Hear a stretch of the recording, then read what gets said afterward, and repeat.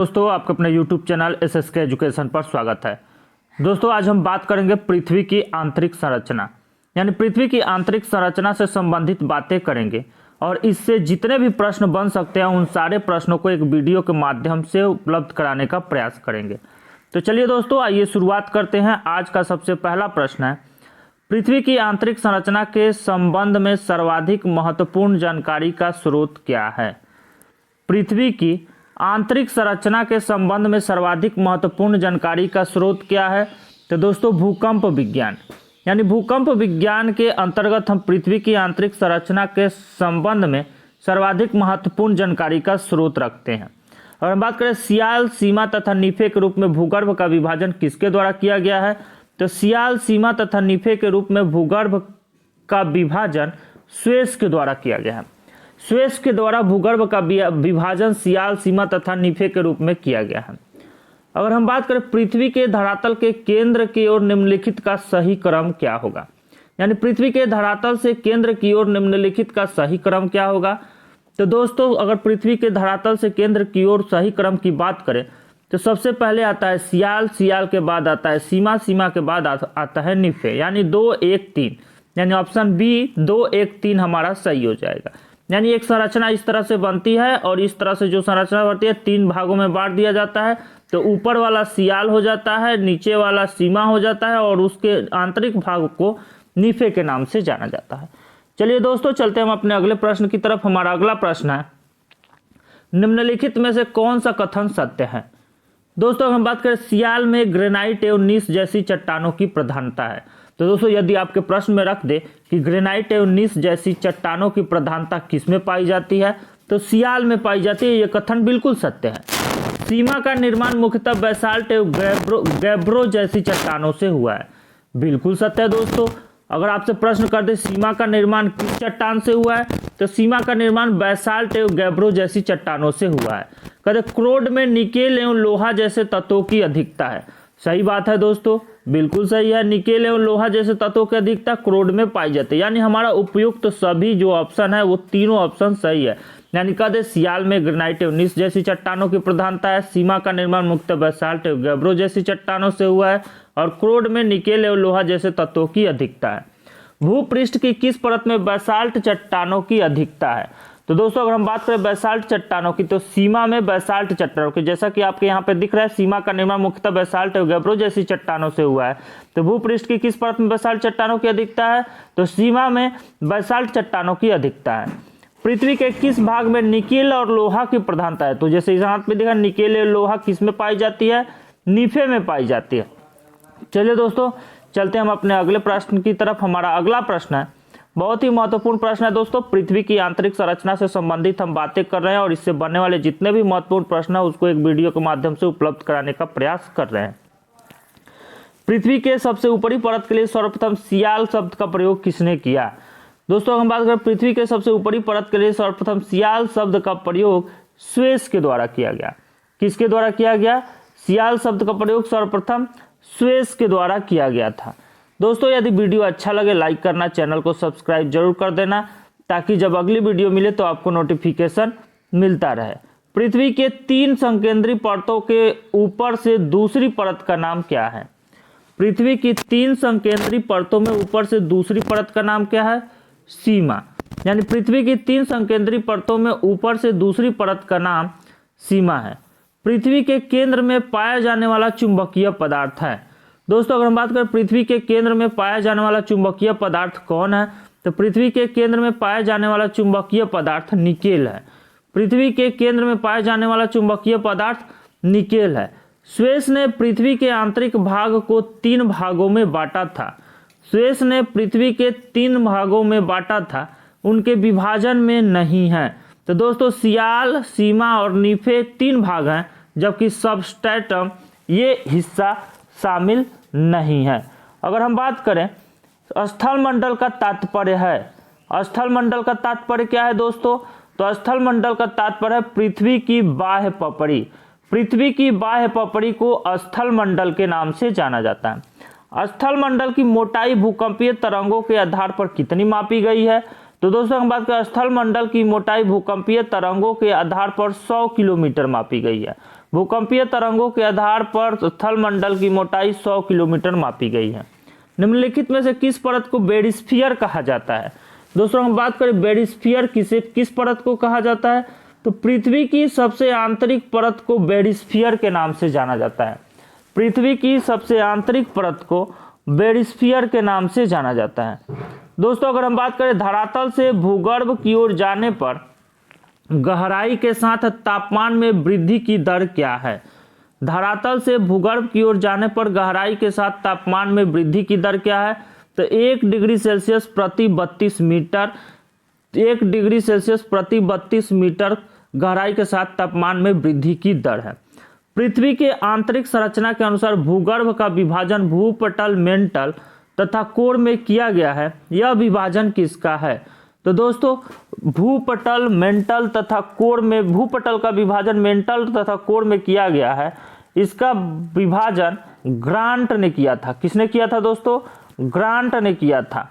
चलिए दोस्तों चलते हम सियाल सीमा और नीफे का विभाजन, सियाल सीमा और नीफे का विभाजन, सियाल सीमा और नीफे का विभाजन स्वेस के द्वारा किया गया था, जबकि भूपटल, मेंटल तथा कोर का विभाजन ग्रांट के द्वारा किया गया है। चलिए दोस्तों चलते हैं हम अपने अगले प्रश्न की तरफ। हमारा अगला प्रश्न है, बहुत ही महत्वपूर्ण प्रश्नों की सीरीज चल रही है दोस्तों अगर हम बात करें निम्नलिखित में से कौन सा कथन असत्य है? दोस्तों हम बात करें भूपटल की औसत मोटाई लगभग 33 किलोमीटर है, ये कथन सही है। यानी भूपटल की औसत मोटाई 33 किलोमीटर है। महाद्वीपीय भाग में भूपटल की मोटाई अधिक है, जबकि महासागरीय भाग में यह छिछला है। महाद्वीपीय भाग में भूपटल की मोटाई अधिक है, जबकि महासागरीय भाग में यह छिछला है, ये भी कथन सही है। महाद्वीपीय भूपटल मुख्यतः ग्रेनाइट चट्टानों से निर्मित है, ये भी कथन सही है। यानी महाद्वीपीय भूपटल मुख्यतः ग्रेनाइट चट्टानों से बनी है। आपसे कह दे महाद्वीपीय भूपटल कौन सी चट्टान से बनी है? तो ग्रेनाइट चट्टान से बनी है। फिर कह दे भूपटल की औसत मोटाई लगभग कितनी है? तो 33 किलो। जबकि हम बात करें अगर महासागरीय भूपटल की तुलना में महाद्वीपीय भूपटल का घनत्व अधिक है, ये कथन असत्य है और ये सही है। दोस्तों अगर हम बात करें महासागरीय सतह का निर्माण किस प्रकार की चट्टानों से हुआ है? महासागरीय सतह का निर्माण बैसाल्ट चट्टानों से हुआ है। महासागरीय सतह का निर्माण किस चट्टानों से हुआ है? महासागरीय सतह का निर्माण बैसाल्ट चट्टानों से हुआ है। अगर हम बात करें मेंटल के संबंध में निम्नलिखित में से कौन सा कथन असत्य है? तो दोस्तों मेंटल की गहराई 35 किलोमीटर से 29 किलोमीटर तक होती है, ये सत्य है। यानी अगर आपसे कह दे मेंटल की गहराई कितने किलोमीटर तक होती है, तो मेंटल की गहराई 35 किलोमीटर से 2900 किलोमीटर तक होती है। मेंटल के आयतन का, पृथ्वी के आयतन का 83.5% एवं द्रव्यमान का 67.8% भाग मेंटल का है। यानी 83.5% भाग एवं 67.8% भाग मेंटल का है। यानी पृथ्वी के जितना भी आयतन है उसके 83.5% एवं द्रव्यमान का 67.8% भाग मेंटल का है। मेंटल का घनत्व 3 से लेकर 5.5 तक है। मेंटल का घनत्व कितना है? 3 से लेकर 5.5 तक। अगर हम बात करें इसका संपूर्ण भाग प्लास्टिक की अवस्था में, ये बिल्कुल गलत है। अगर हम बात करें यहाँ से कि प्लास्टिक अवस्था में कौन पाया जाता है, तो क्रोड प्लास्टिक अवस्था में पाया जाता है। चलिए दोस्तों चलते हम अपने अगले प्रश्न की तरफ। हमारा अगला प्रश्न है, स्थल मंडल में सम्मिलित है, स्थल मंडल में सम्मिलित है तो ऊपरी भूपटल, निचली भूपटल तथा मेंटल का ठोस ऊपरी भाग स्थल मंडल में सम्मिलित है। स्थल मंडल का विस्तार कितने किलोमीटर की गहराई तक है? तो स्थल मंडल का विस्तार 100 किलोमीटर की गहराई तक है। स्थल मंडल का विस्तार 100 किलोमीटर की गहराई तक है। निम्न में से किसको व्हाइट ऑफ द अर्थ कहा जाता है? दोस्तों मेंटल को व्हाइट ऑफ द अर्थ कहा जाता है। मेंटल को व्हाइट ऑफ द अर्थ कहा जाता है। मेंटल को व्हाइट ऑफ द अर्थ कहा जाता है। मेंटल में निम्नलिखित में से किन तत्वों की प्रधानता होती है? दोस्तों मेंटल में सिलिका और मैग्नीशियम की प्रधानता होती है। मेंटल में निम्नलिखित में से किस तत्वों की प्रधानता होती है? तो सिलिका और मैग्नीशियम की प्रधानता होती है। पृथ्वी के कुल द्रव्यमान का लगभग कितना प्रतिशत मेंटल में पाया जाता है? तो पृथ्वी के कुल द्रव्यमान का लगभग कितना प्रतिशत मेंटल में पाया जाता है दोस्तों? तो हम बात करें कितना प्रतिशत पाया जाता है, तो 68% लगभग पाया जाता है। मोह असंबद्धता स्थित है। दोस्तों क्रस्ट तथा मेंटल के बीच में क्रस्ट तथा मेंटल के बीच में मोह असंबद्धता पाई जाती है। मोह असंबद्धता कहाँ पाई जाती है? क्रस्ट तथा मेंटल के बीच में पाई जाती है। दोस्तों, हम पृथ्वी की आंतरिक संरचना से संबंधित बातें कर रहे हैं। अगर वीडियो अच्छा लगे तो लाइक करना, चैनल को सब्सक्राइब जरूर कर देना ताकि जब अगली वीडियो मिले तो नोटिफिकेशन मिलता रहे। पृथ्वी के कोर में किस तत्व की प्रधानता होती है? पृथ्वी के कोर में किस तत्व की प्रधानता होती है? तो लोहा एवं निकेल की प्रधानता पृथ्वी के कोर में होती है। निम्नलिखित में से कौन सा कथन असत्य है? निम्नलिखित में कौन सा कथन असत्य है? दोस्तों, अगर बात करें, महाद्वीप मुख्यतः ग्रेनाइट चट्टानों से निर्मित है। आपसे प्रश्न कर दे महाद्वीप किससे निर्मित होते हैं? तो ग्रेनाइट चट्टानों से निर्मित होते हैं। अगर महासागरीय बेसिन में बेसाल्ट चट्टान की प्रधानता पाई जाती है। अगर बेसाल्ट चट्टान की प्रधानता कहाँ पाई जाती है? तो महासागरीय बेसिन में बेसाल्ट चट्टान की प्रधानता पाई जाती है। कोर को बेरिस्फीयर के नाम से जाना जाता है। पृथ्वी की आंतरिक भाग को बेरिस्फीयर के नाम से जाना जाता है। ये तीनों कथन सही है, बल्कि ये चौथा ऑप्शन गलत है। पृथ्वी की समस्त आयतन का लगभग 68% और द्रव्यमान का 83.5% मेंटल में व्याप्त है। ये बिल्कुल उल्टा है दोस्तों। अगर हम बात करें पृथ्वी के समस्त आयतन का लगभग 68% द्रव्यमान पाया जाता है, जबकि 83.5% आयतन पाया जाता है। चलिए दोस्तों, चलते हैं हम अपने अगले प्रश्न की तरफ। हमारा अगला प्रश्न है, भूगर्भ में तापमान वृद्धि का कारण है। दोस्तों, भूगर्भ में तापमान वृद्धि का कारण है दबाव और रेडियो सक्रिय पदार्थों का विघटन, यानी उपयुक्त दोनों। गहराई में वृद्धि के अनुसार महाद्वीपीय भूपटल के विभिन्न परतों का सही क्रम है। तो गहराई में वृद्धि के अनुसार महाद्वीपीय भूपटल के विभिन्न परतों का सही क्रम है। सबसे पहले परतदार पाई जाती है, फिर ग्रेनाइट पाई जाती है, फिर बेसाल्ट पाई जाती है।